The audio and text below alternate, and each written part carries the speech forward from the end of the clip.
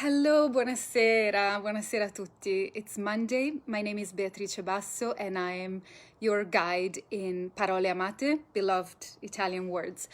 I work as event coordinator at ICC, the Italian Cultural Center of San Diego.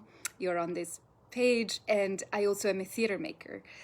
I thought it might be fun to sort of have a journey together every Monday at 5 p.m. for like 5 minutes through some Italian words that come out of my bookshelves, memory, words that intersect with the present moment. I'm remembering Mina's song, Parole, Parole, Parole. We will at some point play it perhaps. And it's going to be a journey that's alphabetical for the most part with some detours.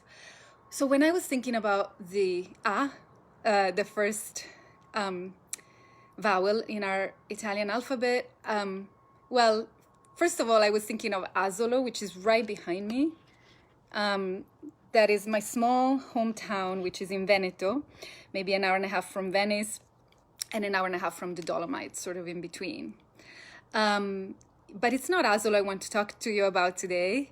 It's this word that came to mind in this chaotic time, and it's a very complex and controversial word, as it should be. It's Ambaradan. I don't know if any of you, like maybe Serena who's watching, knows, but I remember my grandmother certainly saying, "Que ambaradan, que ambaradan." And she meant chaos, what confusion of elements. Chaos, which is of course the same, right, in English with chaos, both from the Greek. But only recently have I realized what's the etymology really of this word, and it's from a battle that happened in Amba Aradam. This will look like in a mirror, and that then which is a mountain. Amba means mountain in Ethiopian, and then Aradam is the name of the mountain in northern Ethiopia. When we're in 1936, the Italian fascist army went into a very intense, horrible battle with the Ethiopians and had alliances with groups of Ethiopian soldiers that kept switching.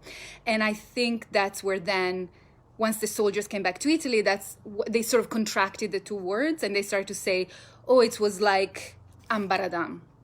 And then it sort of got contracted with an N instead of an M at the end.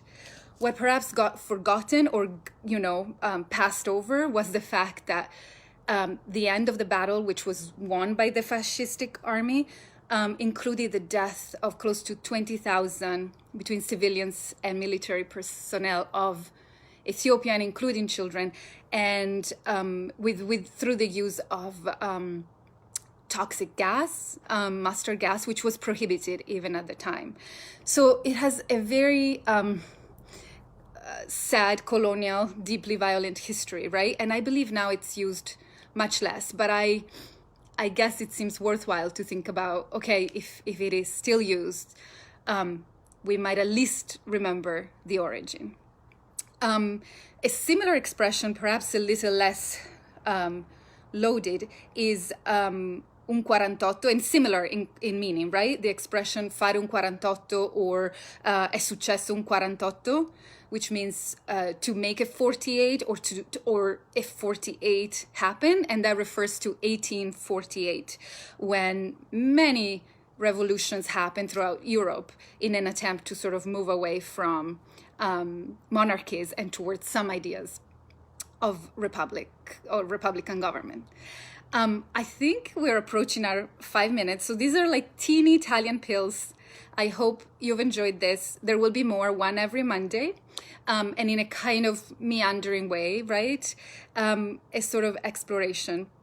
I also want to remind you that this Saturday at 10 a.m. Pacific time, we'll have a panel on Zoom with Italian journalists. You can find the whole event on the Facebook page, and if you would like to join, that would be great. It will be an interesting, super timely conversation about this moment, COVID, and all the intersecting things, right, that are happening right now through a lens of two journalists that are able to encompass sort of the Italian perspective with the California or US perspective.